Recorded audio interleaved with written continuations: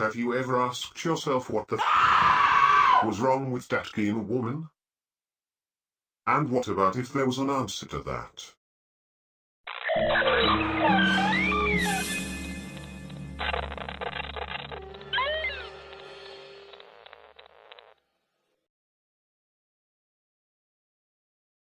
Gathering data may lead to new perspectives. Viewers' convictions are advised. A lot has been said about Augusta Gein, and most people has a similar type of image that comes to mind at the mention of her name. But is there something that we really know about her, outside of given perceptions influenced by the distorted prism that was Ed Gein's vision of her? Would there be then a basis on which a sincere Geinologist could undertake little research of his own in order to establish a global portrait of the Gein family at a time that no one would have cared? The method on which I base my narrative is quite simple, within the reach of any amateur Geinologist, and stands on a relevance hierarchy according to which, when confronted to confusion in the data, that is to say non-fucking stop, I priorize one source over the other. But before even discussing any type of documentation, there's a place where basic but essential data can be found about people, right in the open and for the world to see, and I'm talking of course about the place where it all started for Gein himself. The cemetery. Step number 1. In lack of birth and or death certificate, which of course is in the realm of exceptions, the years figuring on one's tombstone are the ones I priorize above all. Step number 2. With this information at hand, I will then start looking for paperwork like American censuses, directories, newspapers, etc. Step number 3. And in lack of any above-mentioned type of document, then and only then, I will rely on what is credibly reported on the net. Here's an example. According to her tombstone, Augusta was born in 1878 and died in 1945. So, the first things we are going to look for are all the censuses on which she appears, and a minimum of data on her family, in order to find documentation concerning her prior to her wedding. Augusta's story begins somewhere in Prussia, reportedly in the West, where her parents, Friedrich Wilhelm Lehrkes and Amalia Gein, were born, raised, and married. If very little seems possible to be said about Amalia, on the other hand, Friedrich was one of the numerous children of a couple by the name of Christian Lehrkes and Rahel Kendall. His mother dies at the age of 36 when he is still only 9. Only paperwork gathering dust somewhere in Germany could tell what life was like for Friedrich growing up, until January 28, 1868, day on which he marries Augusta's mother, Amalia Gein. The same year, Amalia gives birth to her first son, Hermann Ludwig, who did not get through his first month of existence, and a somehow similar pattern reproduces a year later when Amalia gives birth to a second child, a girl by the name of Caroline, who, again, seemingly did not survive more than 2 weeks. Coincidence or not, Friedrich and Amalia leave the fatherland the following year. In 1880, Augusta is 3-year-old, Friedrich and Amalia, who are then respectively 40 and 33, dwell in La Crosse, Vernon County, in a place somewhere situated 3rd Ward west of 4th Street. Like seemingly most men in his neighborhood, Friedrich is inscribed as working at the sawmill. The city directory confirms that he works for the John Paul Lumber Company, and on the page on which the Lehrkes are listed along with 7 other families, 5 of the men work in the sawmill industry. According to their respective draft registrations, the family moved from La Crosse to the town of Hamburg, somewhere between the birth of Otto Ferdinand, August 9, 1881, and the one of Edward William, September 9, 1884. Gustav Adam gets married somewhere around 1891, leaves the town of Hamburg to settle back in La Crosse, and gets hired by the same company where his father used to work when he was young. Maybe more of a rebellious type of individual, Data seems to suggest that Alvina Louise was not exactly fitting the mold, so to speak, that comes to mind when one thinks about Augusta's family.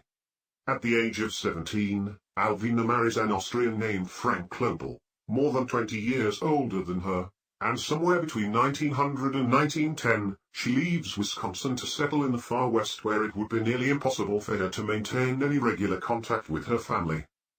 Not only that, according to the 1910 census, Frank and Alvina, then living in Sweet Home, Oregon, used to pretend that they were of Bohemian origins. Alvina dies at the age of 41 of a liver cancer, and one could bet that Ed Gein, who was then around 10, probably never met his aunt, if ever heard about her. February 18, 1897, Augusta's mother dies at the age of 50, of a cause yet to be specified, leaving behind her children as young as Bertha, who was then only 6.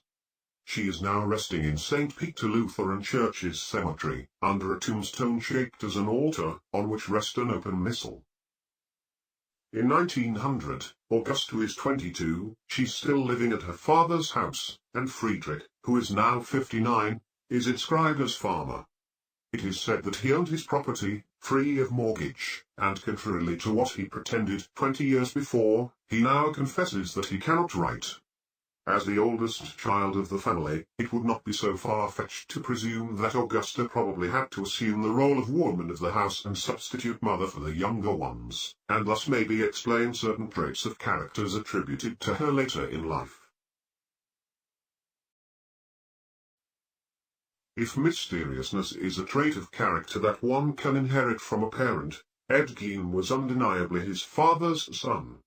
At least, way more than he himself would probably have been willing to admit. The data about George Philip Gein are so inconsistent in fact that one could be tempted to suspect a deliberate intention. Such a mess, actually, that the best way to keep on track in his case is still to go backward. I mean from the end to beginning, and thus see how far we can get in the past before darkness takes over. In the 1940 census, the question number 7 is textually, name of each person whose usual place of residence on April 1, 1940, was in the household. And since that 1st April 1940 is the exact same date on which George Gein died, Augusta is inscribed as the head of the house, and George left unmentioned. In 1930, to the question place of birth of the father and mother, George answers Germany for both of them. To the same questions in the 20s, he answered Wisconsin for both of them. In 1910, George pretends that his father was from Wisconsin, and his mother from Germany, although 5 years earlier, he simply answered that he didn't know. And getting to this point, all traces of George's existence suddenly disappear. And how is that makes sense, might you ask? And the answer to that is quite simple. It doesn't. No, the reason why nothing seems to be found about George's existence before 1905 is simply because Gein was actually not his real name. George Philip G. was born on August 4, 1873, was the son of John G. and Maria Catherine Geldine, both foreigners in Wisconsin, but coming from 2 different countries. As the consonants of her name already suggest, George's mother was of course from Germany, but on the other hand, his father was from Ontario, Canada, and was in 1870, living at a certain Joseph Bame's house, a shoemaker living in Shelby, and was then a farmhand working for who knows who in the neighborhood. Interestingly enough, it is specified that John G. was denied his right to vote because he has no papers.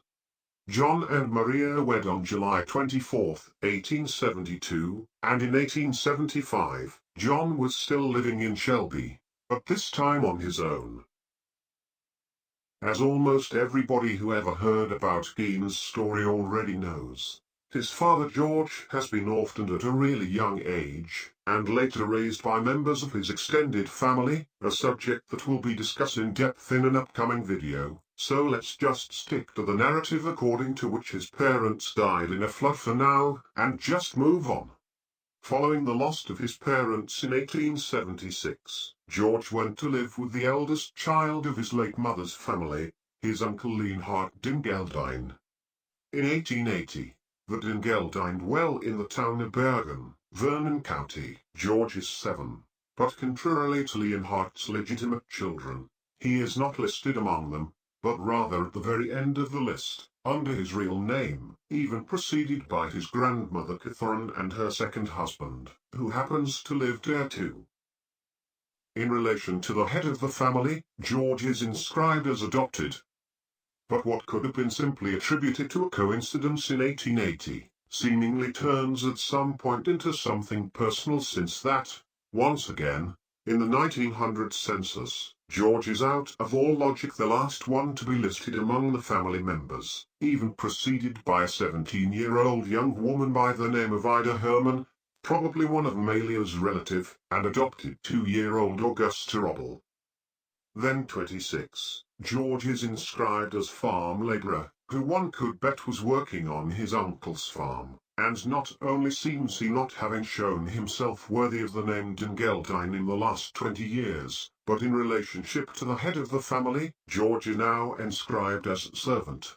Having in mind the circumstances in which George joined his uncle's family, it would be noteworthy to mention that the farmhouse was situated about 160 yards north of Coon River, and the same distance east of Lower Coon Valley Lutheran Church Cemetery. Which leads us to what I offered you at the beginning of this video, that is to say an answer to the question what the fuck was wrong with that Gein woman. Let's see what we got here. In 1900, both George and Augusta live in Hamburg, about 5.5 miles of road from each other, and... wait a minute. June 1900, both of them are singles and living with their parents. Okay. According to my heritage, they get married in December 1900, and January 8, 1901, Henry. Nonsense. The tombstone again? 1901, okay. So, the draft registration. Henry is born on January, not 8 but still, January 17th, 1901, that's a fact, so. June 14th, George and Augusta are singles, and 6 months later. Fuck me. No. Oh, Augusta, you fuck.